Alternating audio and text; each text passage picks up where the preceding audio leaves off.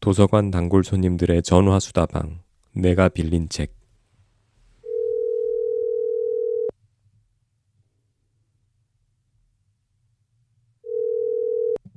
안녕하십니까. 도곡 정보문화도서관 단골 손님 김민식입니다. 안녕하셨습니까. 청라 호수도서관 단골 손님 박동훈입니다. 어떻게 지난 한 주 잘 보내셨나요? 한 주를 진짜 빡빡하게 일하면서 지냈습니다. 지금 지난주 일요일 날 아침에 9시 비행기로 출장 가서 수요일 날 밤에 집에 들어온 게 12시 반. 이거는 원래 이렇게 IT 기업 벤처 사장님들 스케줄 아닌가요? 그런데 그 사장님은 비즈니스를 타고 가시고 저는 이코노미를 타고 가고, 그 사장님은 좋은 호텔에 묵으시고 저희는 일본의 그 진짜 좁은 그 비즈니스 호텔. 근데 대부분 비즈니스 호텔에서 묵어야지 뭐 정말 작은 이거 정말. 저는 이번 주에 엄청 재밌는 책을 2권이나 읽었어요. 아이, 뭘 또 맨 처음 2권 아니고 사실은 한 3권 읽었는데 이야. 소개하고 싶은 책은 그 중에서 2권이야. 진짜 어떻게 그렇게 책을 빨리 읽으세요? 아니면 빨리 읽는 드리는 것도 시간이 있지만, 많으세요?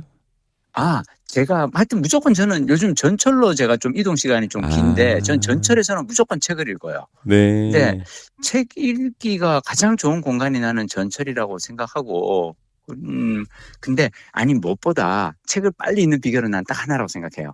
재밌는 책을 읽으면 돼. 재밌는 책을 찾는 게 핵심이야. 근데 오늘 저는 정말 재밌는 책을 무궁무진 발견할 수 있는 책을 한 권을 했고요. 이게 막 웃으면서 지금 얘기를 해야 될 소개인데 왜 그러냐면, 지금 제가 진짜 좀 책의 한 대목을 여러분들께 읽어드리고 싶은데 근데 이걸 웃으면서 이 얘기를 해도 되나 싶은 게 왜냐면, 첫째로 소개하고 싶은 책은 엔딩은 있는가요? 엔딩은 있는가? 이게 우리 왜 혹시 저 기억나요? 장강명 작가님이랑 소양 작가님 모시고 왜 우리의 연애는 모두의 관심사라는 그 소설집 네, 한번 소개한 적 있잖아요. 네. 그 원래 소설집에 정아은 작가님의 글이 같이 이렇게 들어가기로 돼 있었는데, 정아은 작가님이 1년 전 갑자기 이제 사고로 돌아가시면서 거기에 못 오셨었잖아요. 이제 소설 실지 못했잖아요. 네. 그 작업을 같이 하신 소향, 장강명, 정명섭, 차무진 이 4분의 작가님들이 다시 의기투합을 합니다. 뭐냐면 이제 작년 12월에 돌아가셨고, 정아은 작가님 돌아가신 1주기가 되면 정아은 작가님을 좋아하는 그 소설가들이 모여서 뭔가 의미 있는 일을 하면 좋겠다. 근데 소설가가 소설가를 추모하는 방식은 뭐냐? 그 소설가를 생각하며 소설을 쓰는 것 아니겠느냐. 그래서 정아은 추모 소설집이 나왔어요. 근데 이 소설집이 대박이에요. 저 진짜 보면서 웃다 울다 막 그러게 되거든요. 근데 너무 저는 좋았던 게, 이 소설집을 내면서 작가들이 모여서, 그러니까 이게 왜 정원 작가님의 너무 황망하게 갑작스럽게 사고사로 돌아가셔서 다들 장례식장에서 모였는데, 그때 모인 작가들끼리 우리가 뭔가 정원 작가님을 추모하면서 뭔가를 해보자라고 하다가 뭘 했냐면, 각자 그 정원 작가를 생각할 때 머리에 떠오르는 것으로 단편 소설의 소재를 삼아서 글을 쓰자는 거죠. 그리고 그 소재에 대한 설명은 또 산문으로 따로 쓰기로 했는데, 정하은 작가님이 사실 내신 작품들이 많은데, 그 중에는 제가 사실 맨 처음에 읽고 제 블로그에 리뷰를 이제 쓰면서 나 이 작가님 너무 좋아요. 내가 이번에 새로 발견한 작가님이라고 했던 게 잠실동 사람들이라는 책이 있고요. 그러니까 이건 약간 그 잠실의 어떤 욕망에 대한 어떤 그런 얘기였고, 그 다음에 또 다양한 전두환의 마지막 33년이라는 논픽션도 상당히 좋은 책이고요. 되게 재밌게 읽었고. 그래서 누구는 전두환, 누구는 금지된 사랑, 누구는 달, 이런 식으로 이제 이 소재를 삼아서 그걸 했는데, 제가 정말 여러분들께 읽어드리고 싶어요. 이 중에 제가 정말 읽으면서 추모 소설집에 나오는 글을 읽으면서 내가 이렇게 낄낄거리면서 웃으면서 봐도 되나 싶은 거예요. 뭐냐면 그 두 번째 실린 소설이 장강명 작가님이 쓴 단편인데 스탠드업 코미디 대본이에요. 형식이 이게 오, 특이하죠. 그러니까 네. 이게 뭐냐면 그 제목이 신탁의 마이크라 그래가지고 스탠드업 코미디를 처음부터 끝까지 그냥 마이크 하나 잡고 스탠드업 코미디 하는 사람의 독백으로 이렇게 했는데 뭐 이를테면 이렇게 돼 있어요 중간에. 그러니까 그 스탠드업 코미디고 또 왜 이렇게 보면 여러 명이 돌아가면서 한 15분씩 돌아가면서 나와서 얘기를 하잖아요. 네. 이제 그래서 이제 나와서 하는데 이 친탁의 마이크 이 한 사람이 1부가 암 환자, 2부가 전세 사기 피해자, 3부가 지체 장애인이에요. 스탠드업 코미디 공연이 아니라 불행 배틀 같아요. 어쩌다 라인업이 이렇게 됐을까요? 공식적인 자리에서 누가 물어보면 저도 고통이 승화된 유머가 진짜 유머다. 스탠드업 코미디는 공연자와 관객이 눈물 섞인 웃음을 나누는 자리다. 그렇게 웃음으로써 함께 상처를 달래고 고통 뭐 이런 얘기. 이게 뭐냐면 이 전세 사기 피해자의 자학 개그예요. 이 스탠드업 코미디 올라와서 마이크를 잡은 이 사람이 자기가 어떻게 이 몇 억의 전세금을 사기로 날렸는지에 대한 이야기를 하는 그런 거거든요. 네. 근데 이게 왜 그러냐면 이제 잠실동 사람들이 사실은 부동산 이야기거든요. 이 부동산을 향한 그 욕망으로 잠실이란 그 동네에 모이게 된 사람들의 이야기인데 이 정하은 작가님의 이 부동산에 대한 문제의식을 공유해서 장강명 작가님이 만약 정하은 작가님이 지금 살아 계시다면 아직도 살아있다면 정하은 작가님이 가장 부동산에 대해서 어떤 걸 얘기를 할까 하다 전세 사기라는 게 왜 사실 그 피해자와 가해자 사이에 그 가해자들 빌라 왕이라고 하는 이들의 이 욕망 때문에 너무나 젊은 청춘들이 평생 사모은 모아놓은 이 전 재산을 날리고 그래서 되게 왜 안타까운 이 막 그 소식도 들려고 막 그러잖아요. 네. 그래서 이걸 가지고 아마 정하은 작가님이 소설을 쓰지 않을까. 그러면 내가 대신 한번 써보겠어 해서 장강명 작가님이 이 소설을 썼는데 그러니까 전세 사기에 대한 어떤 문제의식을 가지고 이걸 재밌는 건 코미디 대본으로 썼다는 거죠. 네. 근데 이 스탠드업 코미디 나와보니까 바로 앞 순서에 암 환자가 이제 스탠드업 코미디를 하고 간 거예요. 네. 자신의 암투병 네. 이야기를 가지고 이분이 이제 그 두 번째로 나온 이 소설의 화자가 뭐라 그러냐면 암 환자랑 전세 사기 피해자랑은 좀 다르다. 젊은 사람이 암에 걸리면 나이도 젊은데 어쩌나 그래요. 근데 젊은 사람이 전세 사기를 당하면 아직 젊잖아 그럽니다. 나 젊지도 않은데 37살인데 전세 사기 피해자라고 하면 다들 나더러 젊대. 나이트클럽에서는 그런 얘기 안 하면서 암 환자와 전세 사기 피해자의 다른 점 또 하나. 암 환자한테는 힘내라, 응원한다 이러면서 건강기능식품을 소개해줘요. 전세 사기 피해자한테는 야 액땜한셈 쳐라. 야 살다 보면 돈 그거 아무것도 아니다. 그런 말을 합니다. 야 이놈들아 7억 원 날려봐라. 그게 아무것도 아니라는 말이 나오나 눈앞이 깜깜해진다. 이분 뭐라냐면 심지어 솔직히 가끔은 암 환자가 부러워요. 암 환자는 최소한 자기가 암에 걸렸다는 걸 인정받기 위해 싸울 필요는 없잖아요. 근데 전세 사기 피해자는 자기가 전세 사기 이 피해를 당했다는 거를 정부에 입증을 해야 피해자로 이게 등록이 되는 거죠. 그래서 그리고 나는 이거 책 보면서 되게 간 게 이 전세 사기 피해자로 인정받기 위해서는 5억 이하라야 된대요. 날린 돈이. 참. 이거 몰랐어. 그러니까 이게 그 피해 금액이 5억 원이 넘잖아요. 그러면 국토교통부가 발급하는 전세 사기 피해자 등 결정문을 받을 수가 없대요. 아니 피해 규모가 더 큰데 왜? 그게 그러니까 뭐 그런 거죠. 그러니까 하여튼 근데 지금 현재 서울 아파트 전세 평균이 6억 원인데 5억 이상 전세 사기는 피해자 자격이 없어요. 하여튼 약간 이런 그 전세 사기 우리가 잘 모르는 그런 면들 있잖아요. 네. 이런 그걸 이렇게 쭉 소개를 해주시는데 저는 이 소설 읽으면서 막 재밌어서 웃으면서 한편으로는 뭐냐면 이게 전세 사기가요. 젊은 사람들이 왜 그 처음에 부동산 계약할 때 뭘 잘 안 알아봐서 그렇게 당한 게 아니더라고요. 맞아요. 이게 그러니까 뭐냐면 여기 이런 그게 있어. 그러니까 어떤 내가 지역에 빌라를 들어가요. 근데 그 빌라 주변 가격이다. 이 빌라는 이 정도 평이면은 10억 원입니다라고 하면은 10억 원짜리 빌라에 들어가면서 안에 봤더니 깨끗해. 뭐 이렇게 채무가 있는 것도 아니고 뭐 보증돼 있는 것도 아니고 내가 8억에 들어가는 건 당연하다고 자연스럽다고 생각하잖아요. 네. 근데 문제는 뭐냐면 내가 어떤 빌라 왕이 작정하고 이걸 사기치려는 사람이 그 지역 빌라를 100채, 200채를 다 사가지고는, 아니, 그러니까 뭐냐면 그걸 다 자기 걸로 해가지고는 자기가 시세 조작을 한단 말이에요. 네. 자기가 매물 올려놓으면서 여기 10억이다, 10억이다, 10억을 올려놓으니까.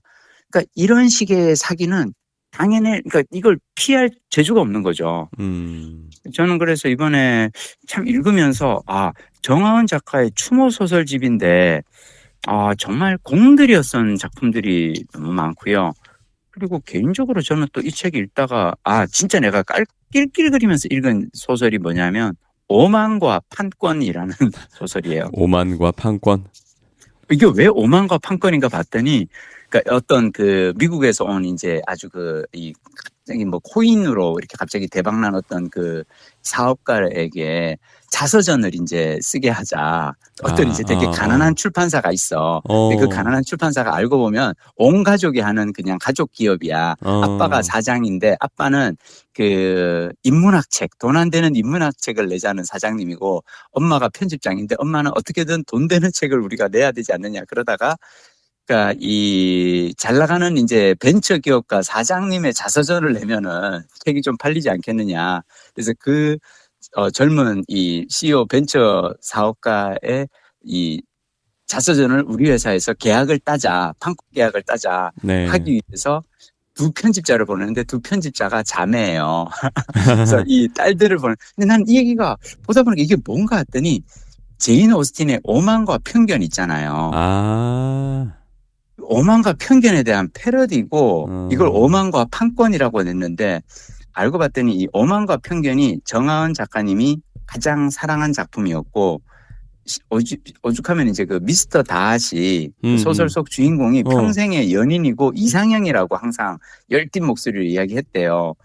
그래서 이 김현진 작가가 이 오만과 판권을 쓰면서 그런 아은 언니를 한번 웃겨보고 싶다는 간절한 마음으로 쓴 것입니다. 넋으로나마 언니가 깔깔 웃어주기를 그 웃는 얼굴을 한없이 그리워하면서 저 이 작품도 오만과 판권도 너무 재밌었거든요. 근데 제가 왜 이렇게 너무 웃긴 이런 그 단편을 읽다 보면 무슨 생각이 들어요?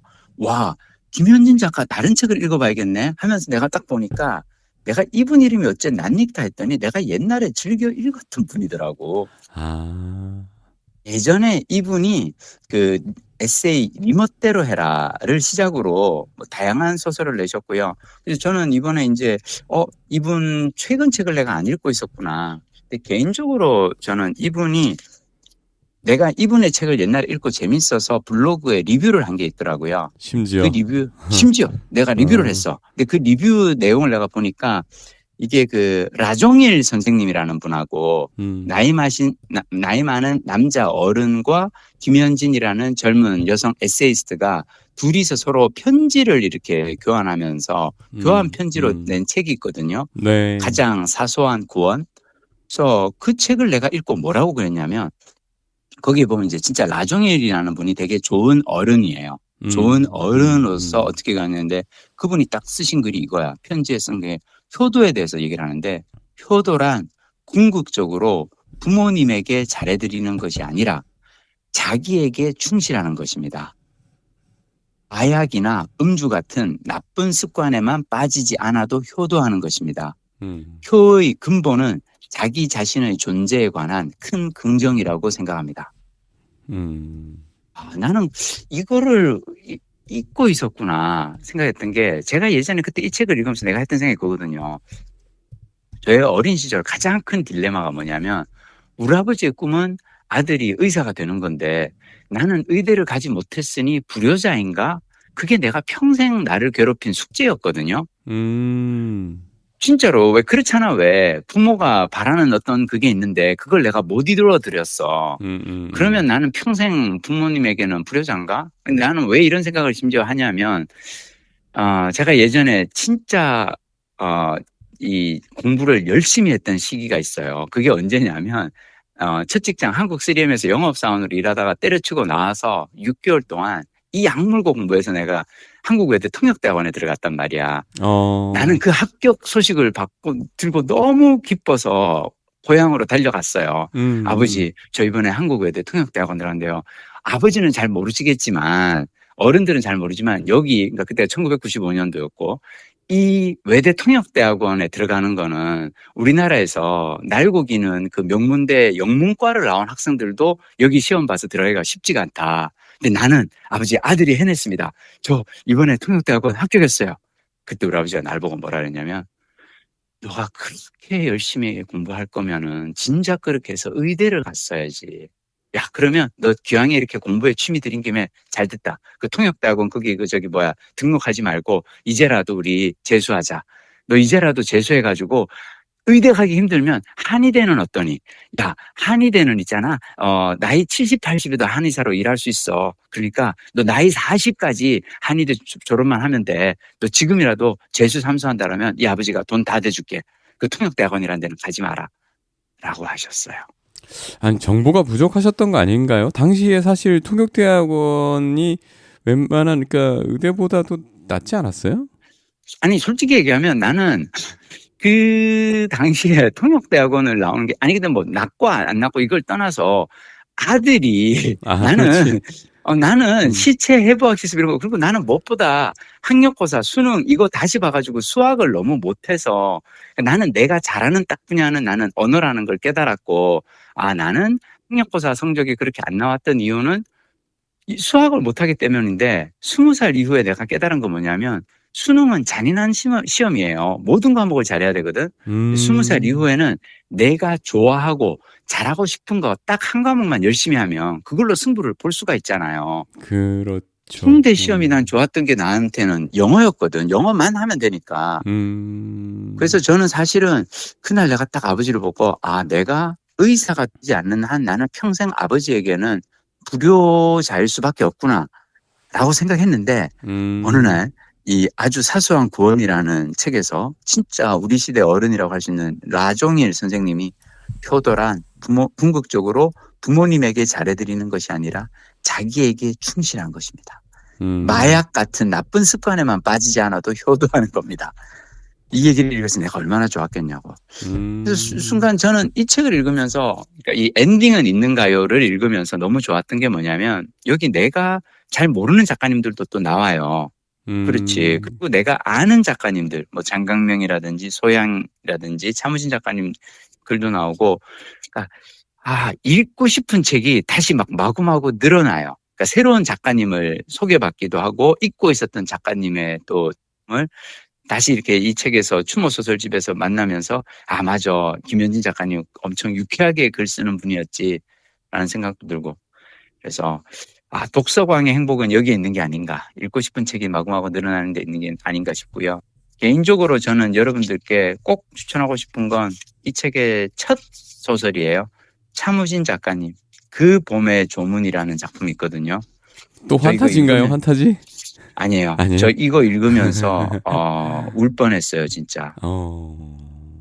이제 이 소설집이 재밌는 게 단편 소설이 먼저 나오고요. 그 다음에 그 단편 소설을 쓴 소설가의 작가의 말이 나오는데, 그러니까 내가 왜 이 단편 소설을 쓰게 되었는가에 대해서 설명을 해주는데, 차무진 작가님과 정하은 작가님은 어떤 인연이 있냐면, 이 정하은 작가님이 원래 한겨레 신문에 저걸 한 거예요. 그러니까 그 칼럼, 독서 칼럼을 연재를 하셨어요. 네.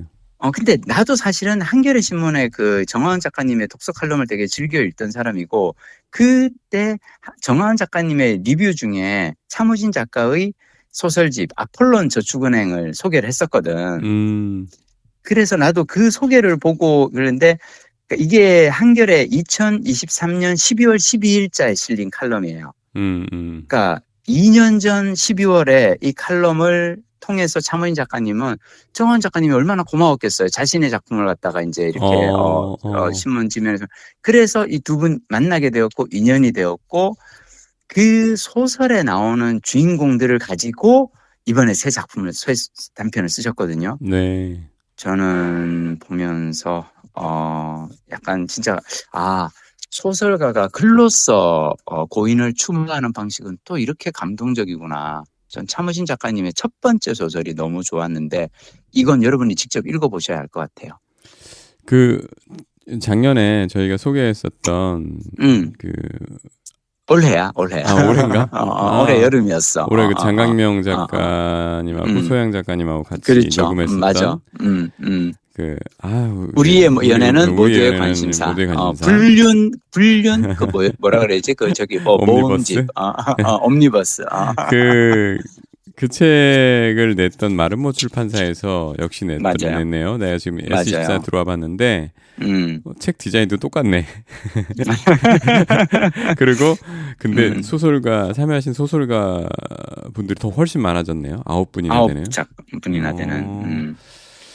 근데 약간 지금 장강면 작가님이 이 맨 앞에 이제 대표 서문을 쓰시면서 작성한 게 그 장례식장에 만난 분들에게, 그러니까 이제 소설가 분들이 많이 오셨고, 그래서 그분들에게 혹시 저희가 이런 작업을 하려고 합니다. 정하은 작가님 추모 소설집을 내려고 해요. 혹시 참여하실 의향이 있으신가요? 라고 이렇게 메일을 했더니 보통은 왜 그래도 그러니까 내가 쓰고 있는 뭐가 있고, 게다가 이게 조금 까다로운 그럴 수 있는 게 정하은 작가님과 관련한 어떤 소재를 해야 되잖아요. 보통은 자기가 쓰고 싶은 거 아무거나 쓰는 작가들한테 어떤 제한이 걸리는 거잖아. 네. 근데 다 하겠다고 한 거예요. 그래서 이렇게 갑자기 늘어난 거예요. 세상에. 그러니까 9작가의 책이 두께가 보니까 두껍네. 맞아요. 근데 개인적으로 저는 이 책 읽으면서 다시 한번 생각한 건 뭐냐면 정말 추모 소설집으로서 너무 좋다라고 생각하게 된 건 뭐냐면 실은 정하은이라는 사람을 다시 생각하게 돼요.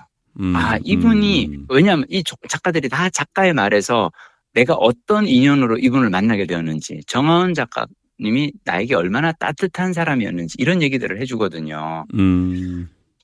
근데 소설가들이 왜 이렇게 정하은 작가님의 어떤 이익을 그리워하고 그러는 줄 알아요? 모르겠어요. 글 쓰는 일은 엄청 외로운 일이거든요. 엄청 외로운 일이야. 그렇잖아. 왜냐하면 내가 어디 사무실에 나가서 뭘 이렇게 직장 동료랑 같이 일을 하는 게 아니잖아요. 네. 혼자서 하얀 이 깜빡깜빡 그 노트북의 하얀 화면에 깜빡깜빡이는 그 커서를 들여다보면서 하루 종일 가는데, 근데 그 외로운 작가 생활을 하면서 만난 동료 작가들 있는데 너무나 이렇게 유쾌하고 밝고 따뜻하게 이렇게 사람들을 대해주고, 그리고 나는 정하은 작가님이 참 잘하셨다고 생각하는 건 뭐냐면 한겨레 신문의 책 칼럼니스트였잖아요. 네네. 그렇기 때문에 자신이 읽는 책에 대해서 소개를 할 수 있었고, 그 소개를 통해서 그러니까 사실 많은 책들이 있지만 사람들에게 읽히는 책은 참 많이 없잖아요. 그러기 위해서는 누군가가 책을 소개해주는 일을 해야 되는데, 제가 사실 정하은 작가님 칼럼을 되게 좋아했던 이유 중 하나는 뭐냐면 안 가리고 다 좋아하셨어요. 소설, 인문서, 과학서적 막 온갖 책들을 섭렵하고, 그리고 되게 애정을 담아서 리뷰를 쓰셨던 걸로 저는 기억을 하거든요. 그래서 저는 보면서 한 작가를 추모하는 공간이 이렇게 또 글로서 표현될 수 있구나라는 생각을 해봤습니다. 아이고, 이건 진짜 머스트 리드네. 그리고 한 권이 더 있어요. 네. 야, 요거는 또 제가 이번에 또 꿀 득템입니다. 왜냐하면 제가 세상에서 살아가면서 제일 좋아하는, 저는 독서광, 영화광, 여행광으로 살잖아요. 네. 근데 독서와 여행을 여기서 합친 책 제목이 생활여행. 생활여행? 저자가 김명철 작가님이시고요. 사실 저는 이 작가님 되게 좋아해요. 이분 원래 이제 서울대에서 그 서양사와 심리학 전공하고 그런데 되게 재밌는 게 심리학을 전공한 심리학 박사거든요. 네. 근데 여행광이에요.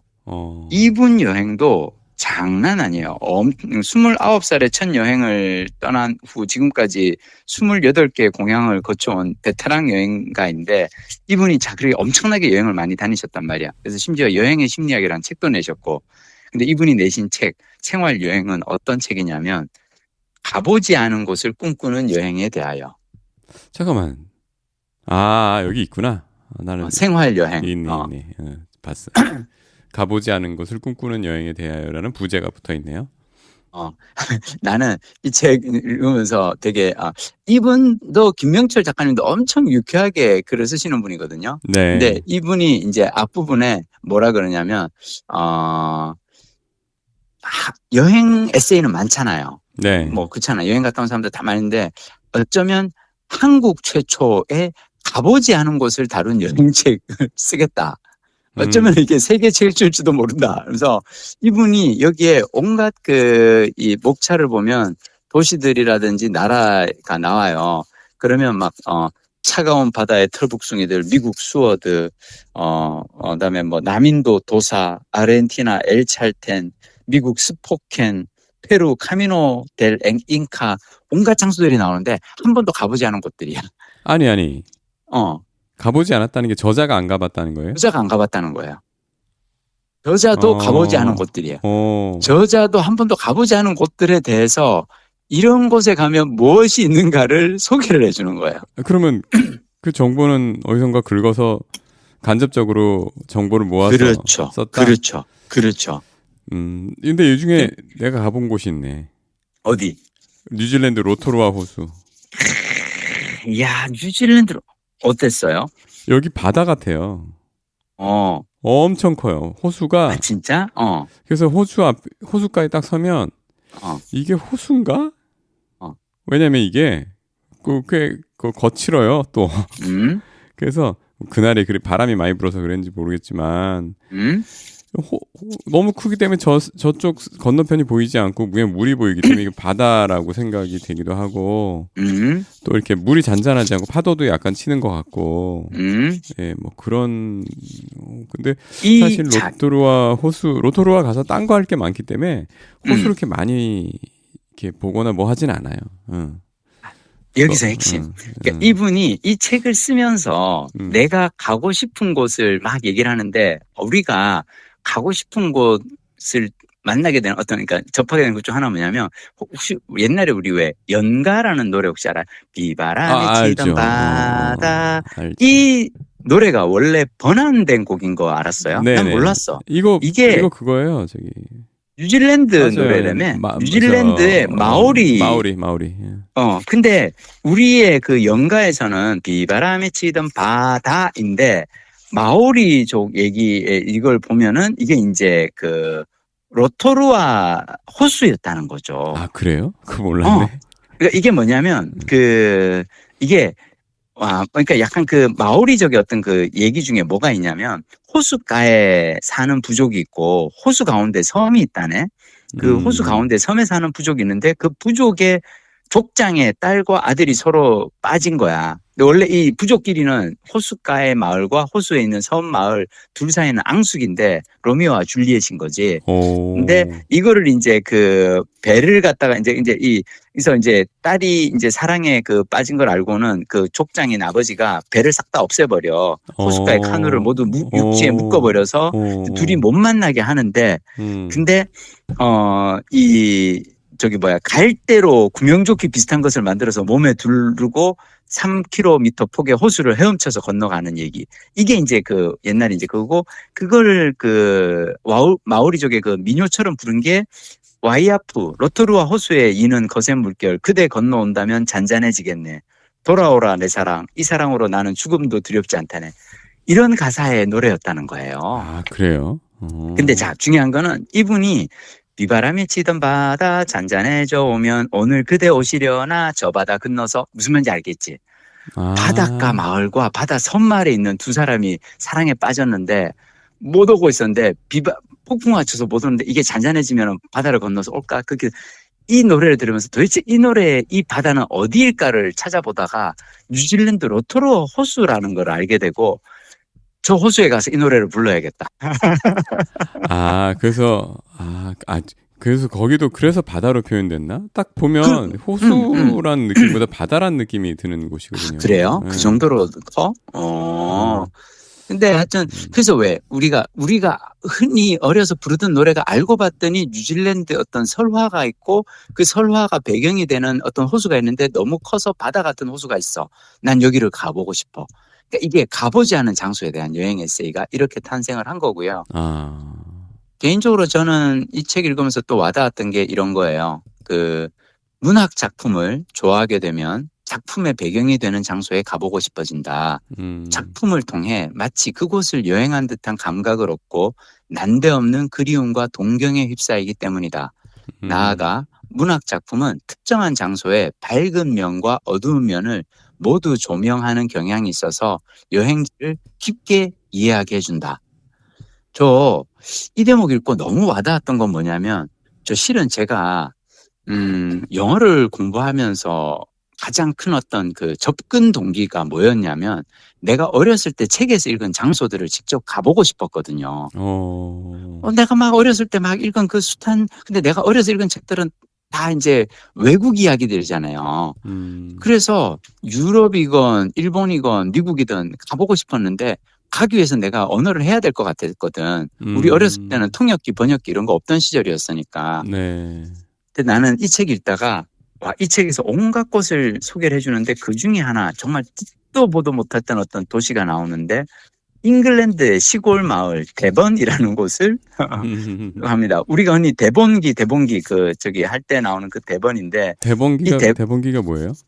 대본기 외에 저기 주라기기, 백악기 뭐 이런 거 할 때 대본기. 대번이라는 그 지역에서 저게 화석이 나와서 대번기라고 하는데 잉글랜드의 시골 마을 대번은 어디냐? 자, 추리 소설의 여왕 에거사 크리스티의 고향이라는 거예요.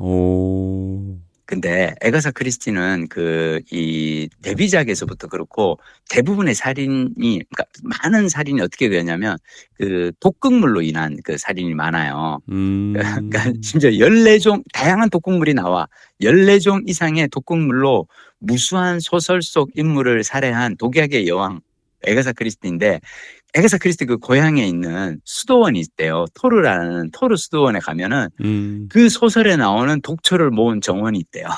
14종의 그러니까 에거사 크리스티에 보면은 뭐 이런 독초 나오죠. 그 독초가 이겁니다. 라고 해서 약간 그런 으스스한 그런 정원을 포함해서 에거사 크리스티 소설의 배경이 된 장소를 찾아다니는 투어가 있대요. 에거사 크리스티 투어.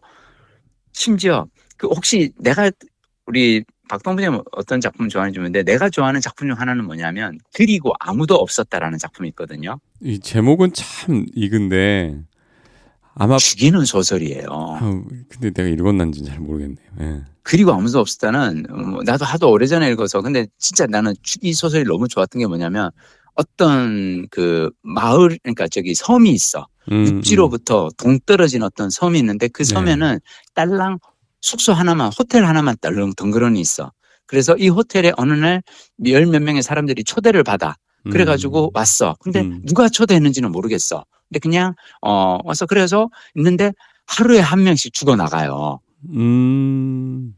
그러면은 처음에 한 명이 죽고 두 명이 죽고 세 명이 죽고 막 그러면 사람들이 이 중에 있는 왜냐하면 저기 섬이 고립이 돼. 심지어 뭐 폭풍이 뭐라 쳐가지고 뭐 이렇게 바깥에 육지로 나갈 수도 없고. 하루하루 한 명 한 명 죽어가는데 맨 마지막 소설 가면 끝에 가면 뭔 줄 알아요? 다 죽어. 이런 영화도 있는데 얼마 전에 나왔던? 그렇지. 이거는 사실은 아가사 크리스티가 처음 이제 그걸 해서 그 다음에 많이들이 이제 우리가 변주되고 있는 주제인데 그리고 아무도 없었다는 뭐냐면 이 소설은 마지막에 그 반전은 정말 기가 막혀요. 와 어떻게 이런 트릭을 생각해냈을까 싶을 정도인데 한 명 한 명 죽어간단 말이야. 그러면 살아남은 사람들이 살아남은 애 중에 한 명이 범인이잖아요. 네. 제가 범인인가? 제가 막 서로를 의심해. 근데 그래서 독자들도 처음에 읽다 보면 얘가 범인 같아 라고 생각하잖아. 걔가 꼭 그 다음날 죽어. 얘가 범인인 것 같아 라고 생각하면 그 다음날 걔가 시체로 발견이 돼. 근데 이게 그 실제 장소가 있다는 거예요. 아일랜드라는 그 에가사 크리스티의 그 고향에 있는 근처에 있는 그 작은 섬이 있고 그 섬에 호텔도 그런 똑같은 호텔이 있다는 거야.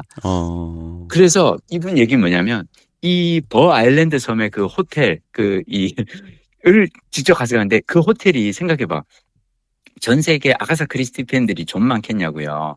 그리고 그 사람들이 다들 이 소설을 읽고 나면 그리고 뒤져보면은 실제로 이게 있다고 요즘은 왜 옛날 같으면 이런 책이 나올 수가 없죠. 생활여행 같은 책이 나오게 된 거는 검색의 시대잖아요. 네. 찾아보면 다 그게 나오잖아. 여기 호텔이 1박에 70만 원이래요. 근데 어지간한 사람은 정말로 아가사 크리스티이라면 평생에 한 번은 거기서 그걸 하고 자고 싶겠지. 그래서 나는 그 섬에서 살아나왔어라고 얘기하고 싶겠지. 그래서 저는 보면서 너무 좋았었고, 근데 이 책을 읽으면서 여러분들께 제가 참 읽어드리고 싶은 그 대목이 하나 있는데, 뭐냐면 우리가 항상 여행을 할 때 우리는 그 장소에 대해서 공부를 하잖아요. 네. 나는 어디를 내가 여행을 가. 그럼 나는 거기에 대해서 뭘 할까를 공부를 하는데, 사실은 이 저자가 얘기하는 건 장소보다 더 중요한 건 나 자신을 알아야 된다. 내가 어떤 사람인가. 그러면서 중간에 이런 얘기가 나옵니다. 트레킹에 도전하거나 포기하기에 앞서 무엇보다 먼저 해야 할 일은 자신의 에너지 수준을 판단하는 것이다. 사람의 에너지 수준은 외향성, 내향성이라는 성격 요인과 관련이 깊다. 일반적으로 외향적인 사람은 내향적인 사람보다 에너지 수준이 높다. 외향적인 사람은 하루 동안 최대한 많은 에너지를 소모하는 것을 목표로 삼는 경우가 많고, 그렇게 하지 못했을 때 지루함을 느끼며 이를 혐오한다. 반대로 내향적인 사람은 기본적인 에너지 수준이 높지 않아 평소에는 에너지를 아꼈다가 중요한 일에 집중해 사용하려는 성향을 띈다. 이들은 쓸데없이 정신 사나운 것을 싫어하고 자신에게 가해지는 자극의 총량을 줄이려고 한다. 나네. 중요한 건 뭐냐면 이 두 사람이 같이 여행을 떠나잖아요. 네. 이거 쉽지 않을 수 있어요. 왜 그러냐면 외향적인 사람은 내가 여기에 뉴욕에 왔어. 그러면은 뮤지컬도 봐야 되고 센트럴 스퀘어도 가야 되고 센트럴 파크도 가야 되고 타임즈 스퀘어도 걸어야 되고 막 봐야 될 게 너무 많아.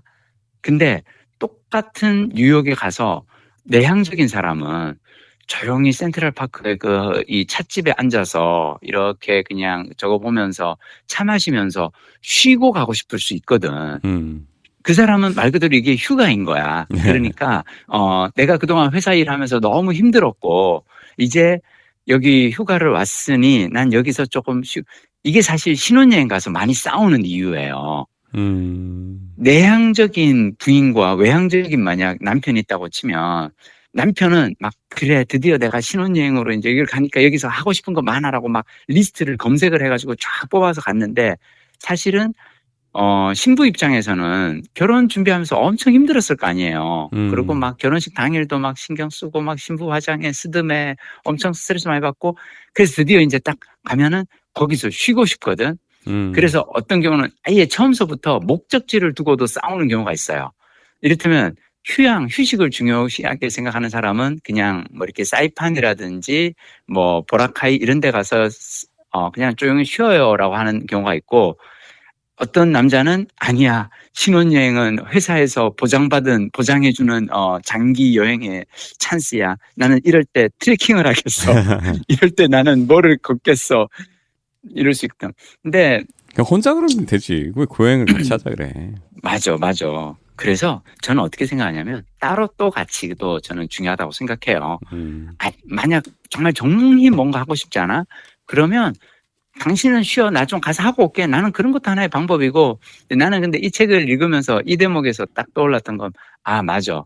김명철 작가는 여행의 심리학이라는 책을 쓴 저자거든요. 그러니까 이 여행을 잘 하기 위해서 심리학적으로 뭐가 필요한지 뭐 이런 걸 얘기를 하는 책이어서 저는 여행의 심리학도 되게 좋았는데, 생활 여행을 저는 여러분들께 권해드립니다.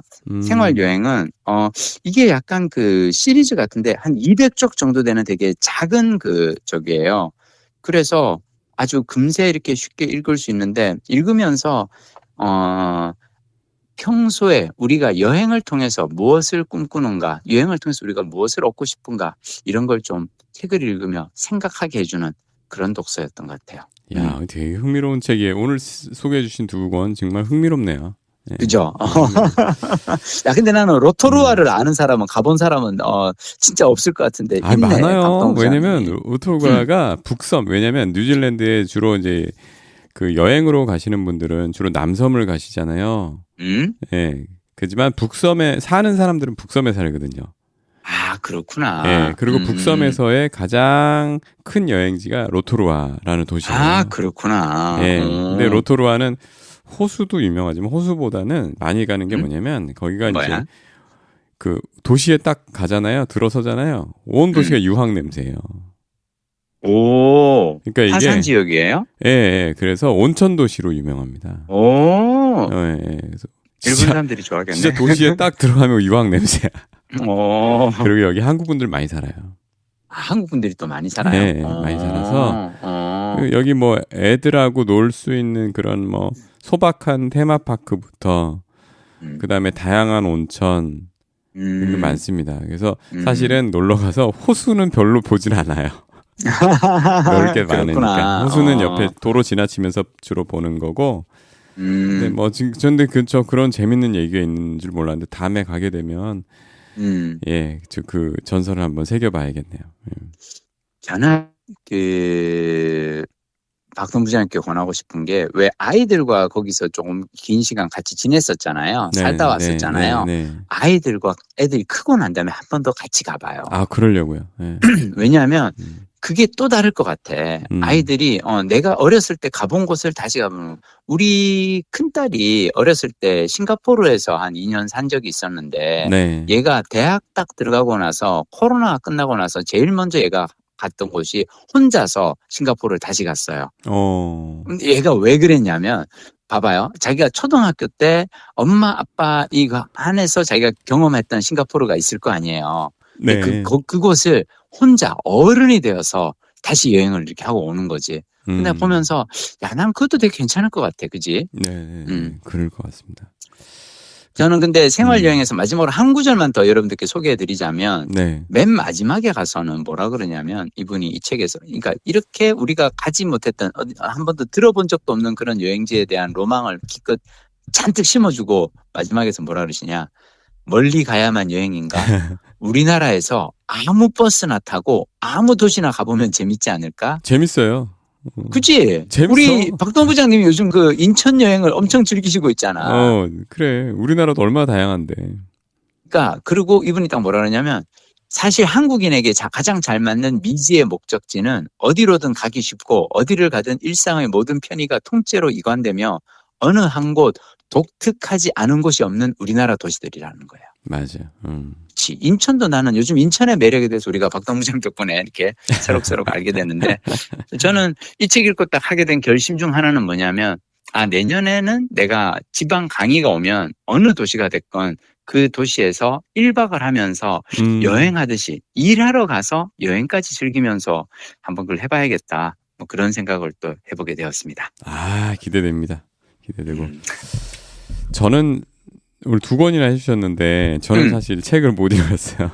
바쁘셨잖아. 네, 못 읽었는데 그래도 또 소개해 주실 얘기 있다면 에피소드를 말씀드릴게요. 하나는 좋아. 이번에 일본 도쿄에서 도쿄에서 이제 여행 출장을 가서 그쪽에 여러 저희는 그곳을 방문을 했는데 미팅을 여러 그 기관들하고 했는데 그 중에 하루 여기 오전이 비었어요. 한 3시간 정도가 빈 거예요. 굉장히 빡빡한 일정이었는데 그래서 그때 제가 20년 전이에요. 딱 20년. 2005년에 제가 주니어 때 가서 같이 일을 했던 어떤 행사를 같이 했던 그 기관이 있었습니다. 그래서 근데 제가 묵고 있던 호텔에서 아침에 나와서 이렇게 걸어가는데 그 당일은 아니었고 며칠 그러니까 둘째 날에 내 다른 일정이 있던 날에 아침에 좀 이렇게 산책하려고 일어나서 호텔을 나와서 좀 걸어가는데 그 기관에 이름이 있는 거예요. 어떤 큰 건물에. 야, 근데 그거를 기억을 했어? 그리고 히라카나 읽으시는군요. 가타카나. 한자로 써 있었어요. 한자로 써 있었구나. 네, 그리고 근데 그걸 기억을 로고가 있어요. 그리고 오케이. 그때 행사를 할 때 그 당시에는 그 회사가 그 기관이 굉장히 오래된 무슨 성당 건물인지 교회 건물 같은 데를 쓰고 있던 거예요. 너무 특이해가지고 꽤 큰 기관이었는데 왜 여기 너무 이상한데 그 사람들이 그러는 거예요. 우리 여기 잠시로 와 있는 거고 실은 새 사옥을 짓고 있어갖고 여기 잠시 여기 있는 거다. 그 얘기를 들었거든요. 그때 말한 새 사옥이 이거였구나. 라는 생각이 엄청 든 거예요. 반가웠겠다. 네, 반가웠어요. 그래서 그냥 무작정 들어갔어요. 무작정 들어갔어. 네, 그래서 로비에 가서 운동복 입고 있었어. 그때 조깅하고 들어가가지고 리셉션에 이게 황당하지 기관인데. 그렇지. 뭐 어떤 일로 뭐 왔냐, 뭐 너 야야 뭐 뭐지, 너 약속했냐, 뭐 보통 일본은 약속 없이는 절대 안 갑니다. 그러니까요. 항상 딱 가면은 그래서 누구와 어떤 약속을 오셨냐 하고 그리고 안내를 해주거든. 네. 그냥 쳐들어가는 사람은 없지. 그래서 근데 아침에 기관이 열기도 전에 이 후드티 입고 체육복 입고 외국인이 온 거지. 그렇지. 그 제가 일본어 또 못하니까 영어로. 네, 파파고를 켜서. 파파고로. 그래, 사정 얘기를 해줬죠. 사실 20년 전에 내가 어쩌고 저쩌고 해서. 혹시 그때 행사를 기억하시는 분이 있으시면 한번 보고 싶다. 만나고 싶다. 그랬더니. 자기들 아직 출근 전이다. 그치. 기다릴래? 내가 친절하더라고요. 그 앞에 있던 여직원분이. 그래서 기다릴래? 리셉션. 그래가지고 아니 내가 근데 나도 오늘 일이 있어서 기다릴 수는 없을 것 같고 명함을 주면서 한번 알아봐주고 그런 분이 만나고 싶다고 하시면 여기로 연락을 달라. 메일을 줬어요. 그게 둘째 날 아침이었어. 아침이었어. 네, 근데 마지막 날 마지막 전날 밤에 메일이 온 거예요. 내일 가야 되는데 메일이 왔어. 내가 그때 같이 일했던 사람이다. 근데 그때 같이 일본은 진짜 정신고용이구나. 일했던 사람들 다 퇴직하고 몇 명 안 남았다. 그치, 20년 전이니까. 예, 근데 너 괜찮으면 내일 아침에 보자. 너가 그 비는 시간 있다고 써놨더라. 그래서 또 파파고로 이렇게 메일 써가지고 다음날 오전에 마지막 날 예, 3시간이 비워뒀다고 했잖아요. 예, 그때 봤어요. 와, 어땠어요? 만났는데 제가 사실 그분들 얼굴은 가물가물했거든요. 20년 전에 하루 일했으니까. 그러니까. 예. 근데 만나서 얘기를 나누다 보니까 얼굴 떠오르는 거예요. 와, 사람의 기억이라는 게 진짜 무섭구나. 사람 기억이라는 게 무섭더라고요. 그래서 근데 세 분이 나오셨는데 다 할아버지. 다 할아버지고 한 분은 진짜 이렇게 걸음걸이도 이제 몸이 조금 안 좋으신지 그러시고. 잠깐만, 그러면은 일본은 그 한 회사를 나이 60, 70이 넘도록 다닌다는 거 아니야? 그리고 그분들이 직원이라는 거 아니야? 오너가 아니고. 그러니까 제가 주니어 때 그분들이 결국 제 나이였던 거예요. 와. 너 그때 막내로 와가지고 이렇게 얘기하시더라고요. 근데 이분들이 연세가 세 분 중에 가장 어리신 분이 60대 초반이고 나머지는 거의 70 가까이 되신 분들인데 보니까 퇴직을 하시고 다시 촉탁직 같은 걸로 일하시는. 그렇지. 야, 그러니까 나는 이게 요즘 내가 강의 다니면서 하는 얘기인데 뭐냐면 이런 식으로 우리나라도 이제 일을 해야 돼요. 60 넘어서도 일을 해야 돼.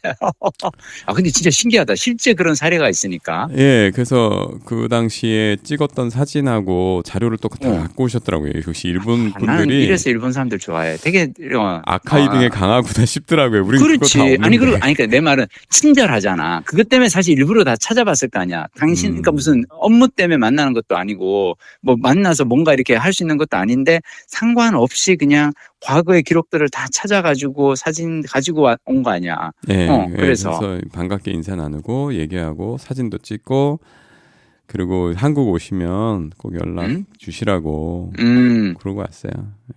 야, 근데 여기서 핵심은 나는 우리 박동원 부장님의 추진력 같아. 실천력. 아니, 보통 이렇게 가다가, 이 건물 있네? 저 이름, 그래, 맞아. 옛날에 내가 저에서 한번 했던 것 같다. 그래, 맞아. 그랬었지. 하고 그냥 훅 지나갈 텐데, 거기에 들어가서 그 리셉션에다가 이런 얘기를 하고, 그러니까 나는 항상 하는 얘기가 있어요. 할까 말까 할 때 무조건 하라 그러거든. 제가 약간 왜냐하면, 그런 스타일이에요. 예. 할까 말까 할 때는 해야 돼요. 살까 말까 할 때는 안 사야 돼. 살까 말까 할 때 안 사면 돈이 굳고, 할까 말까 할 때 하면은 새로운 시도를 인해서 뭔가 추억이 남거든. 야, 근데 어떻게 이런 그 멋진 너무 좋았겠다. 예, 뭐, 재밌는 경험이었고요. 음, 시간이 짧아서 제가 한 가지 더 말씀을 드릴게요. 제가 어젯밤에, 이건 약간 부정적일 수도 있는 얘기인데, 말씀하십시오. 우리 애가 음. 그 쿠팡 플레이에서 어떤 프로를 딱 초등학교 한 4학년 나이 애가 딱 틀어갖고 그걸 보는 거예요. 근데 내가 딱 봤는데, 이건 보여주면 안 되겠다 싶어서 뭔데? 애가 나 볼래 그러는데 내가 설명하고 끊어버렸어. 쿠팡 플레이에서 대학 전쟁이란 프로그램을 하더라고. 이거 오리지널인 것 같은데. 대학 전쟁이 뭐예요? 이건 거의 내가 고발하는 수준의 얘기를 하는 것 같은데. 이게 어디서 납품한 것 같진 않고요. 쿠팡 플레이 오리지널인 것 같아요.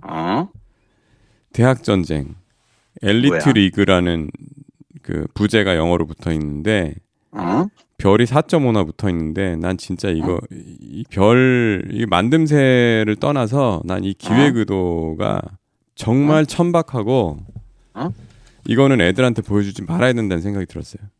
대학 전쟁이 뭔데? 잠깐만, 나 지금 찾아보고 있어. 그래? 여기 이렇게 소개되어 있습니까? 메디컬 vs 이공계 각 계열의 자존심을 걸고 맞붙는 순도 100% 뇌지컬 서바이벌. 더 강력해진 참가자들과 짜릿한 두뇌 전쟁이 시작된다. 이걸 왜 보지 말라고 그래? 애들 이거 보면은 되게 동기부여 될 것 같은데, 나도 저렇게 똑똑한 사람들처럼 좋은 대학에 가면은 저렇게 프로그램 나와서, 그러니까 쉽게 하면 옛날에 퀴즈 프로그램 같은 건데, 장학 퀴즈. 옛날에 왜 대학 장학 퀴즈 같은 그런 거 아니야? 각 학교마다 이렇게 근데 왜 이걸 보지 말라고 그랬어? 말씀만으로 설명을 들으면 그 장학 퀴즈랑 비교를 할 수 있지만 실제 보면 크게 대조가 되고요. 장학 퀴즈는 보여주면 좋은 프로그램이고 저는 이건 보여주면 안 되는 유해 프로그램을 생각을 합니다. 왜? 한번 보세요. 이 보면 그 간판지상주의. 간판지상주의를 아주 노골적으로 드러내는 프로그램이에요. 예. 장학 퀴즈는 딱 자기 소개하고 퀴즈 풀잖아요. 이거는 뭐냐면 나 서울대 의예과 몇 학번이고 근데 내가 고등학교 때 몇 등 했고 그리고 어느 올림피아드 나왔는데 쟤 봤는데 저기 나오네 쟤 봤는데 쟤보다 내가 몇 단계 높았어. 끊임없이 사람을 성적으로 상품화하는 간판으로 상품화하는 그런 내용들이 거의 80이고요. 이제 부제가 석가포 연고 진짜 서열이 결정된다 그래서 내가 석가포 연고가 뭐지? 했어 순간. 그러니까 우리 사회 사회 서열 경쟁이구나. 진짜 일그러진 교육이 제가 고등학교 요즘에 애 보내면서 이 정도로 우리가 뉴스상에서 보는 거에 망가지는 거 수준이 아니에요. 아니구나. 어마어마하게 지금 왜곡돼 있고요. 교육이 일그러져 있거든요. 근데 이거를 갖다가 자기가 거기서 살아남은 애들이 마치 더러운 전쟁에서 살아남은 애들이 나 이렇게 몇 명 많이 죽이고 나 이렇게 근육 강하고 그리고 지들끼리 서로 잘났다고 하는 제가 여기서 나와서 얘들이 얘기하는 거 딱 보면요 하나같이 저는 여기서 자기 자랑하는 애들의 그 정신 상태를 보면 애들이 망가졌는데 서로 자기가 망가졌는지도 모르는구나 이런 생각이 드는 그런 장면들이 많았거든요.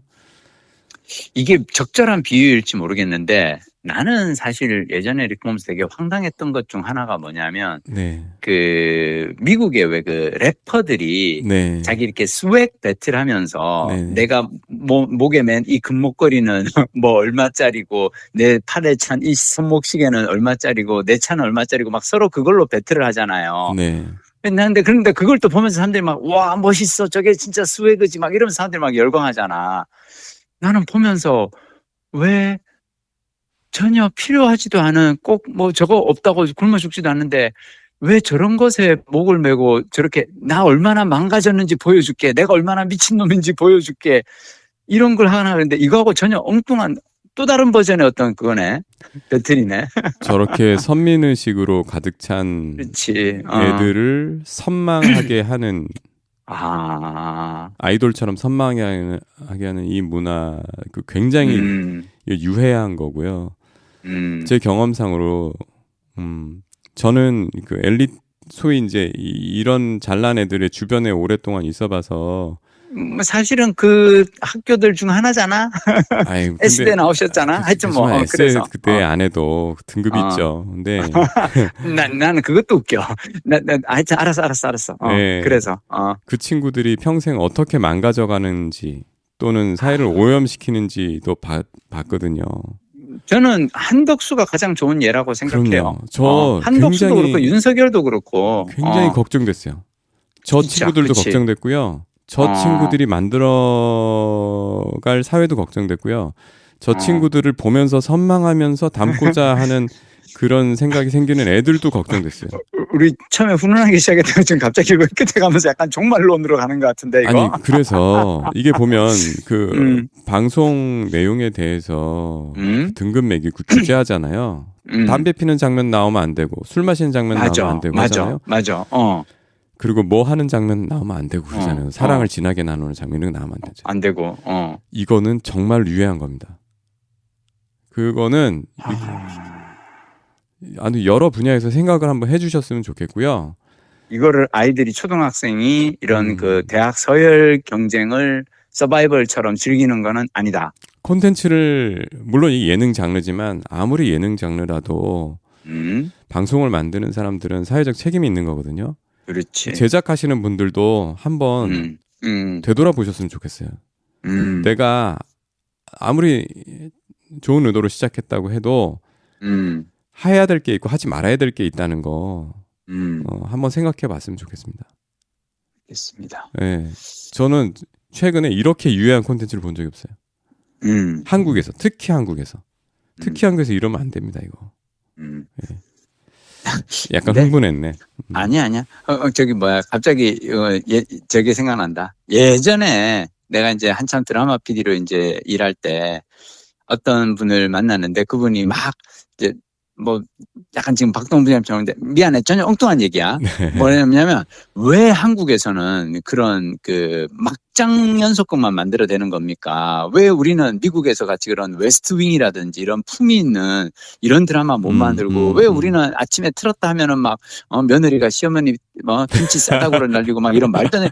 왜 드라마 PD들은 왜 그런 걸 근데 내가 드라마 PD라고 소개를 하니까 이제 처음 만난 자리에서 잘 모르는 분이 막 이제 약간 이제 흥분해서 이분 얘기를 하시는 거예요. 내가 그때 뭐라 그런 줄 알아요? 사람들이 안 보면 우리가 그걸 왜 만듭니까? 막장 연속극이 드라마 중에는 시청률이 제일 잘 나와요. 저는 이게 아니 내가 이제 그 방송 만든 사람들을 내가 뭐 저기 쉴드 쳐주려고 하는 얘기가 아니고 우리 사회에 대한 나는 정확한 어떤 그 반영이라고 생각하거든요. 거울상이라고 생각하는데 근데 그거를 더 심지어 증폭시키는 거죠. 이 방송의 역할은. 나는 이런 거는 박사님 먼저 말씀대로 만들면 안 된다고 생각하고 이런 거를 기획을 하고 나는 쿠팡 이번에 뭐 저거 회원 정보 유출 그거보다는 이게 더 화가 나는데 이런 걸 공중파에서는 사실은 너무 저급한 어떤 욕망이 드러나는 거라 그래서 기획이 안 나갈 수 있는데 이거를 OTT라 그래서 이런 거 막 올리고 나 안 그랬으면 좋겠어요 진짜. 대학 전쟁은 너무하네 이거는. 그래서 부모님들도 혹시 이 애가 이걸 보고 있으면 그냥 막 화내면서 다 드시면 안 되고요. 왜 이게 유해한지를 설명하고 다 드시면 좋을 것 같아요. 저도 처음에 보고 어제 너무 화가 나가지고 왜 이런 걸 보고 있니라고 화를 낼 뻔하다가 그렇지. 그때 내가 순간 화가 욱 났다가 이 꼬마가 그렇지. 뭘 알겠어. 그리고 잘 설명하고 닫아야겠다 생각하고 그렇게 했어요. 근데 미안한데 나는 이게 얘기 들으면서 어떤 부모는 아이를 불러다가 앉혀놓고 봐라. 공부 열심히 하면 저렇게 TV에 나와서 막 저 봐봐 멋있지 않니? 저 형 멋있지 않아? 야 저 형이 말이야 저기 무슨 의대래. 근데 야 여기 더 멋있는 형 나온다. 야 이 형은 말이야 나는 오히려 그러는 부모가 있을까봐. 있을 거예요. 아니, 있을 거야. 있으니까 그런 프로그램이 만들어지고, 지금 보니까 시즌이 3까지 나왔네. 있을 거야. 해서 욕을 뭐 사회적으로 지탄을 받았으면 망했어야 되는데, 시즌 3까지 올라왔다는 거는 사람들의 욕망이 여전히 담겨 있다는 거고, 갑자기 이렇게 숙연해집니다. 우리가 어떤 사회를 만들어가고 있는가 다시 한번 생각해보고 고민해봅시다. 그러시죠. 벌써 1시간 넘었어. 아, 오늘 자, 저기 먼 길 떠나셔야 되는데 너무 오래 붙잡고 드디어 있었네. 또 특파원 일하러 갑니다. 예, 다음 주 어디에서 어떤 소식을 전해드릴지는 다음 주 방송을 통해서 한번 만나보시죠. 특파원 출발합니다. 출발. 출발.